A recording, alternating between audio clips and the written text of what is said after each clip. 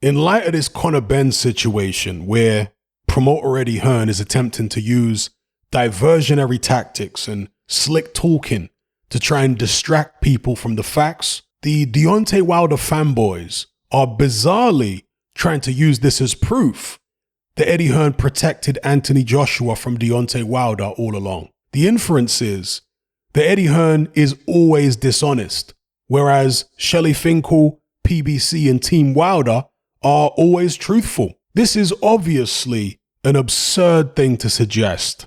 Eddie Hearn doesn't have a monopoly on dishonesty in boxing. Quite the opposite.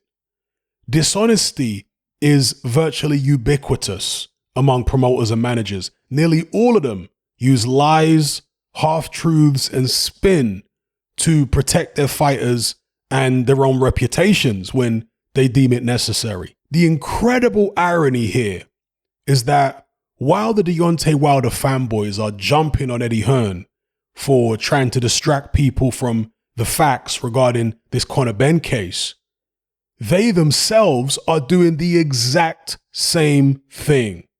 They're trying to use lies and misdirection to distract people from certain facts. What facts am I talking about? Well, they claim that when Anthony Joshua was champion, Eddie Hearn protected him from Luis Ortiz the whole time. This, of course, is an outright lie, because the fact is, Luis Ortiz was offered a career-high payday to fight Anthony Joshua in 2019, and Luis Ortiz turned it down. So in stepped Andy Ruiz, Ortiz's stablemate, who accepted the offer. They also claim that Eddie Hearn kept AJ away from Deontay Wilder. But the facts are that Eddie Hearn sent multiple offers to Deontay Wilder for the AJ fight. DAZN, the actual network that Anthony Joshua fights on, offered Deontay Wilder over $100 million to fight Anthony Joshua. And once again, Wilder turned it down.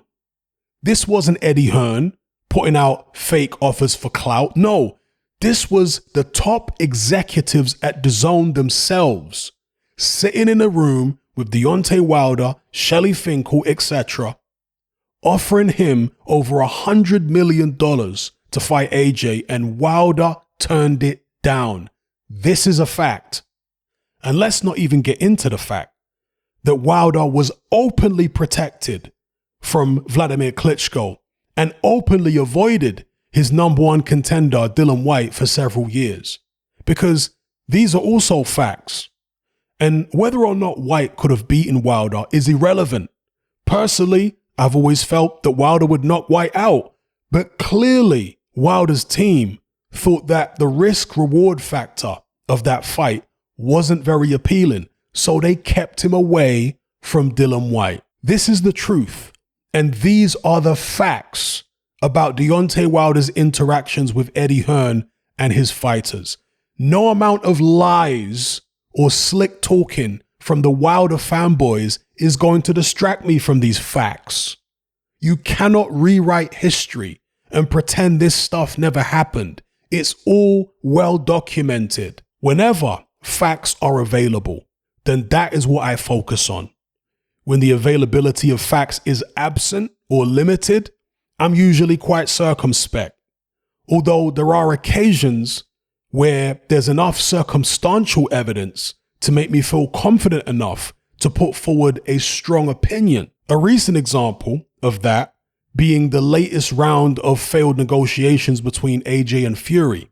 I stated my opinion that AJ ducked the fight on this occasion, or at the very least, his team decided to steer him away from it. If I was as biased and intellectually impotent as the average Deontay Wilder fan, I would have looked at the fact that Tyson Fury is a pathological liar and automatically concluded that it must be him who ducked AJ rather than the other way around. But no, I'm actually capable of nuanced thinking.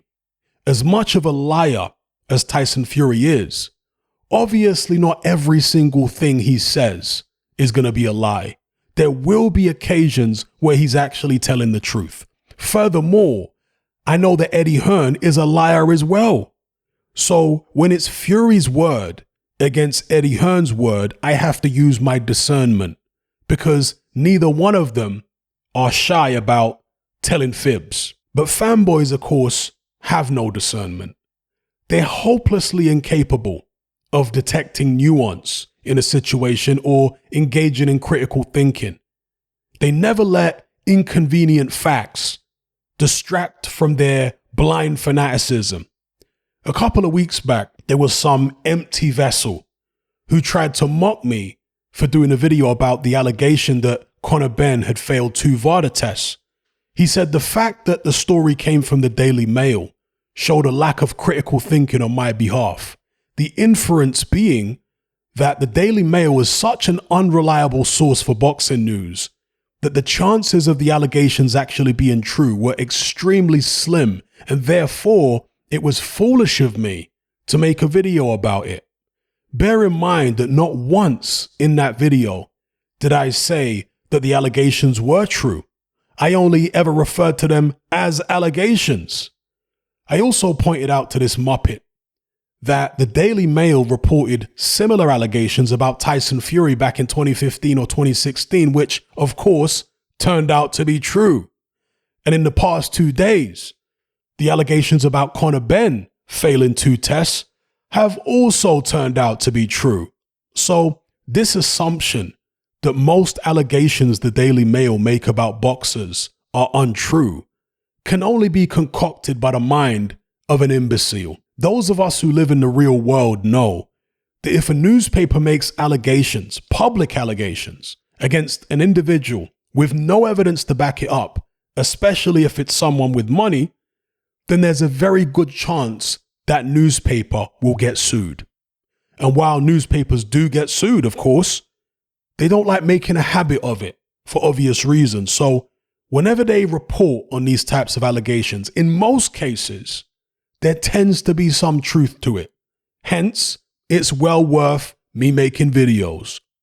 Obviously, the Mail and the MSM in general pump out industrial levels of lies and nonsense on a daily basis, but most of it involves the use of spin and cleverly avoids making unsubstantiated allegations about specific individuals or organizations. For example, if you cherry pick statistical data about some type of issue concerning the general public in order to concoct a misleading narrative, in most instances you won't be sued because you're not making any direct allegations against anybody. I'll give you a better example. If there's a protest and you want to downplay the significance of it, you could claim that only 300 people attended, when in reality, it was over 1 million people. So you lied, but in most instances, you can't be sued because you never accused anyone of anything.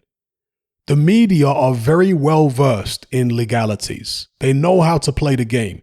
They might get pulled up by a watchdog every now and then, but unfortunately, watchdogs are often toothless or biased when it comes to the big players in society. But anyway, the point is, as much as the newspapers lie, not everything they say is a lie, obviously.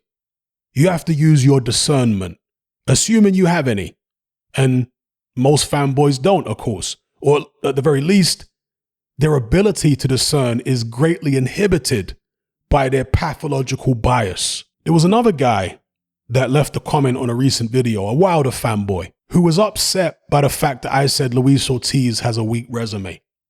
He made absolutely no attempt to go through Ortiz's record and argue any of my points directly. He instead offered to bet me $1,000 that I couldn't beat any of Ortiz's opponents myself. And this is somehow supposed to prove that Ortiz's resume isn't weak? You're actually suggesting that as long as Ortiz's opposition are capable of beating a middle-aged YouTuber who hasn't had a boxing match in about 15 years, then they can't be classed as poor opponents. How on earth does something so outrageously illogical actually make sense in this person's head? The mind boggles. You couldn't make this stuff up, people. Luckily, you don't have to, because it appears in my comment section every day for anyone who's looking for a laugh. It's unreal. All these jokers trying to come with Stone Age logic. In fact, that's an insult to the Stone Age. Let me take that back. I apologize to the ancestors. I've come to the conclusion that a lot of these people are barely even sentient. They seem to have a level of consciousness that's not too far removed from that of a farm animal or some kind of biological robot. The lights are on, but no one's home. It's unbelievable. Anyway, I'll leave it there. You Wilder fanboys actually have a lot more in common with Eddie Hearn than you realize. Don't get it twisted. You're nowhere near as intelligent or articulate as he is, but you're every bit as manipulative and dishonest. All right? Roast over. If you're tired of the biased narratives and mass censorship on mainstream platforms, and you want to be part of a community of critical thinkers who love free speech just as much as you do, then come and join me on Patreon and access my weekly no-holds-barred, censorship-free podcast where we lift the lid on a wide variety of controversial topics. It's not mainstream friendly, it's not politically correct, but that's the whole point. We dare to stand as a beacon of reason against an army of insanity. Just head on over to my Patreon page and select the tier called Hatman Hot Topics. You'll gain access to a minimum of 2 hours of exclusive content every single week, including podcasts, videos, interviews, live stream Q&As, as well as my popular Confessions of a Nightclub Bouncer series. Not to mention a vast back catalog of hundreds of hours of previous episodes. You can listen via the Patreon app with the option to download in high quality MP3. We've also got an Element group where you can come and chat and hang out with myself and other members. Unlike Discord, it has full end-to-end encryption, is decentralized, and is 100% censorship free. You can also send voice notes as well as much larger audio and video files than you can on Discord. So come and sign up on Patreon. There's no contract, there's no commitment, you can cancel at any time, and it's cheaper than a cup of coffee. So I'll see you over there. I'm out.